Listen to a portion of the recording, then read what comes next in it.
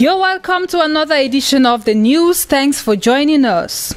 Cameroon, like other African countries, is gradually embracing a modern form of doing business known as electronic commerce, commonly called e-commerce.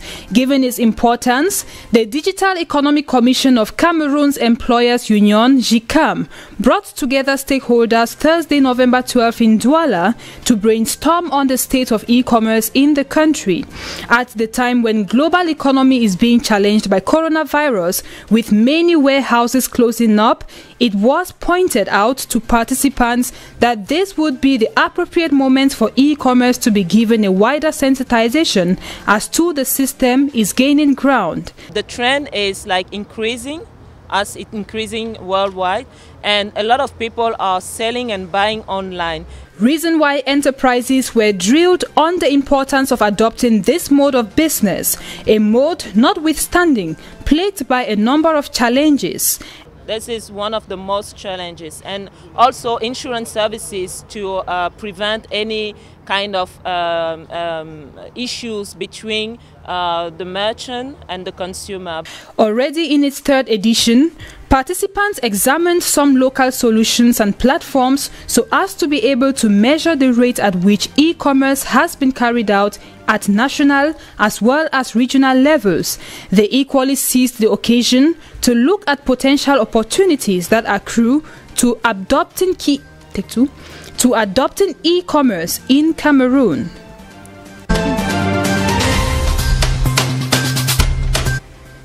The November Ordinary Session of Parliament opens this Thursday, November 12, 2020 at the Yaoundé Conference Center, being the third and last session of the year. Both the upper and lower houses met in their opening plenary at 11 a.m. for the National Assembly and 4 p.m. at the Senate. As often, the opening session was presided over at the lower house by the Speaker of the National Assembly, Kavayege Dibril, and at the upper house by the Senate President. Several members of Parliament and senators arrived from their respective constituencies to the nation's capital on November 11 for this November meeting. The November session is the first budgetary session for members of the 10th legislature at the National Assembly who were elected on February 9, 2020. It is also the first budgetary session holding outside the main building of the National Assembly, which is currently under construction. Throughout the month-long session, the 2021 state budget will be at the center of discussions amongst other issues, including other bills that could as well be examined and adopted during the session.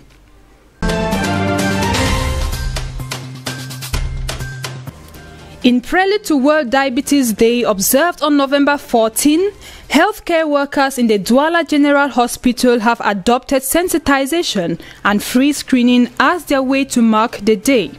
Organized on Thursday the 12th, medical personnel of the hospital took the responsibility of informing the population on diabetes, except aside from genetics, a reckless lifestyle and poor eating habits are things people must avoid if they want to avoid diabetes. Diabetes is generally when blood sugar levels are elevated above 1.26 grams per liter.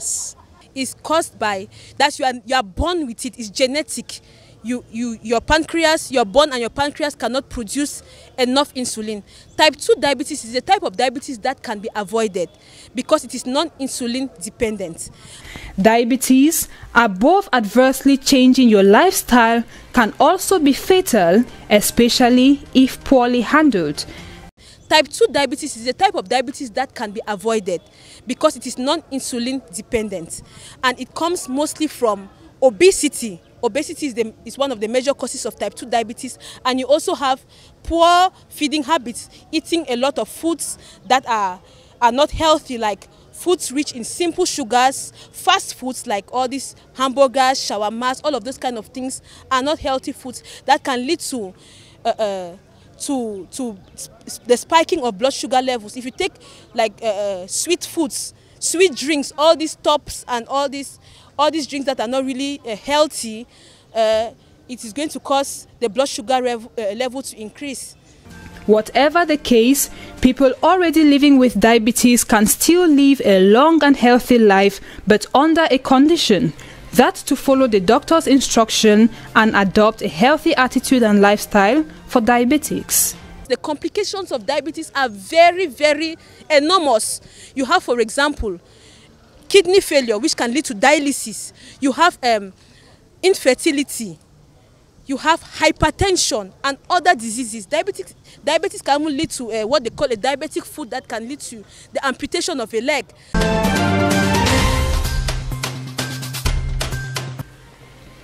The high rate of unemployment in the Vina division of the Adamawa region is a cause for concern for the Divisional Delegation of Employment and Vocational Training.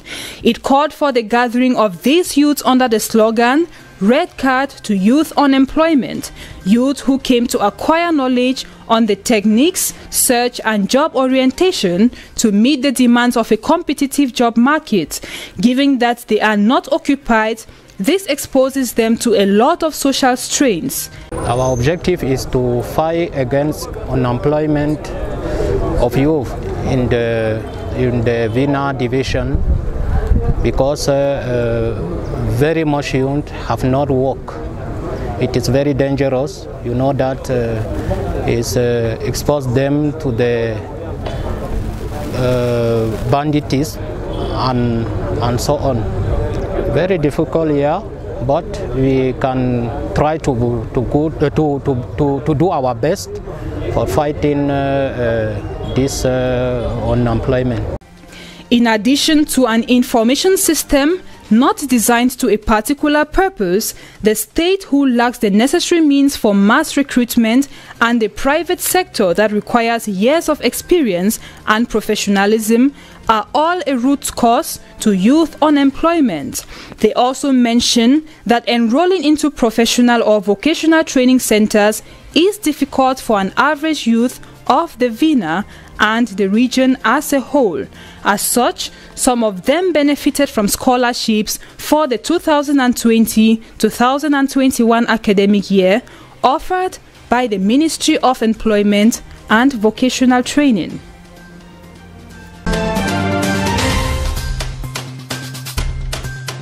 This is one of the buildings housing Government Bilingual Secondary School Boissum in Mungo Division of the Littoral region.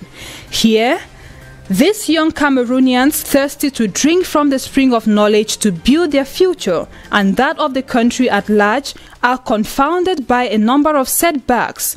This is a government school that has no staff and administration. As of the present, the school has only 3 teachers, 2 of whom are A-level holders. All 3 are part-time teachers who, for the sake of these students, have opted to continue teaching.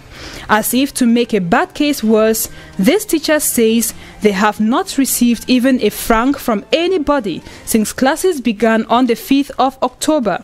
They have been teaching, each of them handling about 3 subjects.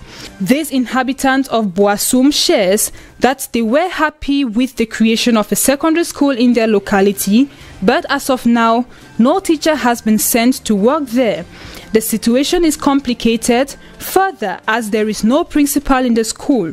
The acting principal is just helping matters to make sure the classes continue while waiting for the Minister of Secondary Education to appoint a principal in the school. Nevertheless, he indicated that they have been receiving assistance from teachers of the Government Bilingual High School Mwange. Even with this, they are still doing what others call a noble profession.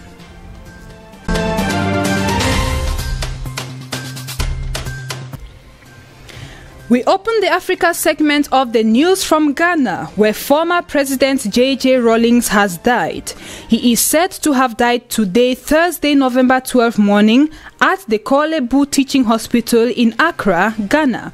As a former Ghanaian military leader and subsequent politician, Mr. Rawlings served 2 terms as the democratically elected president of Ghana from January 7, 1993 to January 6, 2001.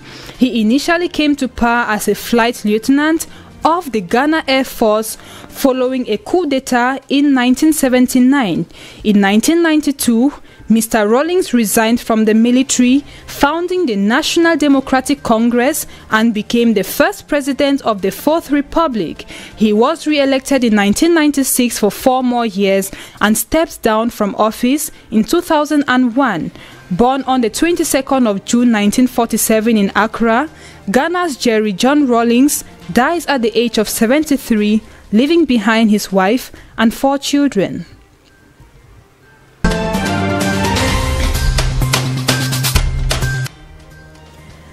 Ivory Coast President Alassane Ouattara has met his main political rival, Henri Konan Bédié, for talks on ending election-related violence, which many fear could lead into a civil conflict. The meeting, which was led on Wednesday, November 11, a week after Ouattara's disputed re-election, comes as the government updated the death toll from the recent unrest to 85. It was a first meeting to break the ice and restore trust, Ouattara said. The two men said the meeting was an important first step, but did not indicate that they had made any concessions.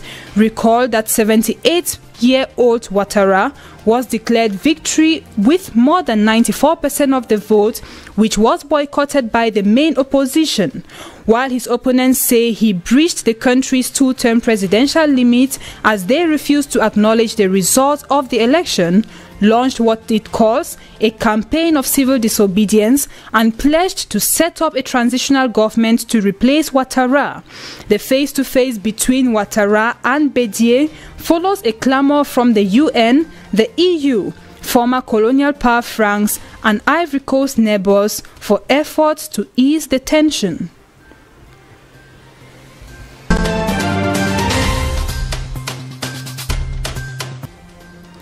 In the dossier of this week, that is Ethiopia, the president of Tigray Regional State has accused Eritrea of supporting the military assault of the Ethiopian federal government in the region. The Tigray People's Liberation Front have also accused Eritrean forces of entering Tigray on November 9. Debretsion Gebremichael accused Eritrean forces of using heavy weapons in Bekaa and surrounding areas. According to him, the Isaias forces of the president of Eritrea used heavy weapons and they fired at Humera so that their people will be shocked, get into panic and divide. To support Abiy's force on the Amhara side, he began action backed by heavy weaponry from behind us as we were fighting in front of us. Therefore, the war has now progressed to a different stage, Gebremichael claimed. Eritrea's foreign minister, Osman Sela Mohammed, has denied the accusations. The United Nations says it is worried about a refugee emergency if more civilians are forced to flee fighting between federal troops and the local forces in the Tigray region in northern Ethiopia. So far, Sudan has received more than 10,000 Ethiopian refugees since the fighting started, and aid agencies say they are unable to restock food, medical and other emergency supplies.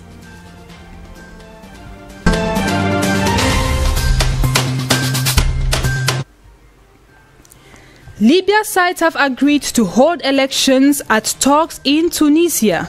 The meeting reached a preliminary agreement on a roadmap to free, fair, inclusive and credible parliamentary and presidential elections within 18 months that also include steps to unite institutions, interim UN envoy Stephanie Williams told journalists in a press conference. Held on Wednesday, November 11 in Tunis, where 75 Libyan participants chosen by the United Nations have been meeting since Monday, the talks in Tunisia aim to create a framework and a temporary government to prepare for elections, as well as providing services in a country devastated by years of war. With both sides riven by political, regional and ideological divisions amongst the armed factions that back them, and with foreign powers pouring in arms and mercenaries, many Libyans remain skeptical of peacekeeping efforts. However, The talks, which continue today, Thursday, in Tunis, focused on a new unified transitional government to oversee the run-up to elections, with participants discussing its prerogatives and competencies.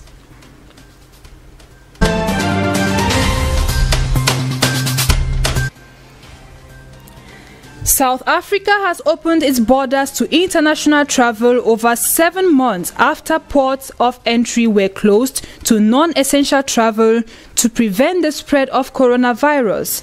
President Cyril Ramaphosa, in a televised speech on Wednesday, said to the nation that visitors would be required to follow relevant health protocols. He also extended the national state of disaster until December. He added, business in the tourism and hospitality sector would greatly benefit from the lifting of the ban on international flights. Now, by using rapid tests and strict monitoring, we intend to limit the spread of the infection through importation, said the head of state. The country is one of the hardest hit countries in Africa, with over 740,000 infections.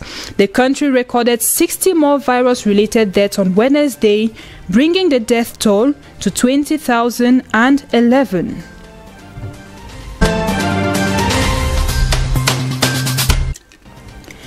Joe Biden's senior campaign advisor and one-time top aide, Ron Klain, is set to become the president-elect's first White House chief of staff, the Biden campaign announced on Wednesday, November 11 night. Klain is one of Biden's closest confidants and first worked for the Democrats in 1989 when he was a U.S. Senator. He was in charge of the Barack Obama administration's response to the Ebola health crisis in 2014 when Biden was vice president. By appointing Klain to lead his White House, Biden has chosen a Washington veteran with experience fighting the Ebola outbreak, just as the president-elect makes ending the COVID-19 pandemic his top priority. It is said that the job is the most important in the White House. A good chief of staff makes the trains run on time and guards the president's political interest, and that means controlling who has access to him. 58-year-old Klain is a graduate of Georgetown University and Harvard Law School. He served as a law clerk to Supreme Court Justice Brian White.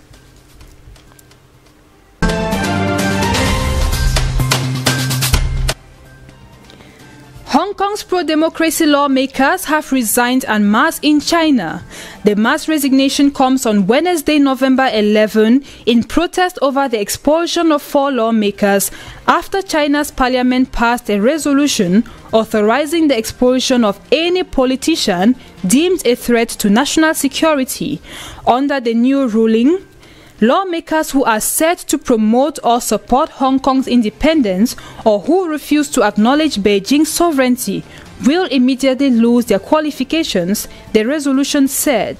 The resolution, passed by China's highest legislative body, allows Hong Kong's executive to expel elected lawmakers directly without having to go through the courts, cementing Beijing's control and likely signaling the end of organized political opposition in the semi-autonomous territory.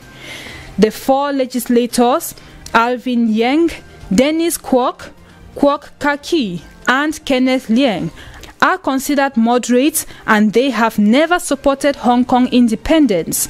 Their dismissal, which is viewed by many as the latest attempt by China to restrict Hong Kong's freedoms, something Beijing denies.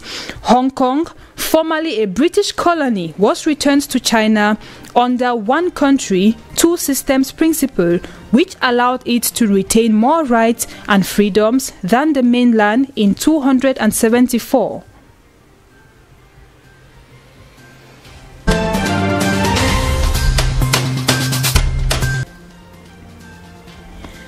We end today's edition in Hungary, where in a bid to tackle the rate of transmission, MPs have passed a legislation extending a state of emergency for 90 days. It was part of some sweeping changes proposed by Prime Minister Viktor Orban, which seeks to change electoral law, amend rights concerning marriage and religion, temporarily ban protests, and relax rules governing public funds. It also included a draft bill that will deny same-sex couples the right to adopt. In mid-September, when daily COVID-19 deaths were still in the single digits, Orban indicated the government would shape its policy based on the number of deaths, not of infections. But recent weeks have brought sharp increase in both, overshadowing spring numbers. Last week was the deadliest of the pandemic, with 619 deaths, and the number of coronavirus patients being treated in hospitals went above 6,000 for the first time. Concerning the proposed amendment on same-sex marriage, it specified that the mother is a woman, the father is a man, and permit only married couples to adopt children. Same-sex marriage is illegal in Hungary, but adoption has been made possible if one partner applies on their own. Human rights groups have condemned the draft legislation. Well, that was it for today. Thanks for watching. See you next time if God permits. Goodbye.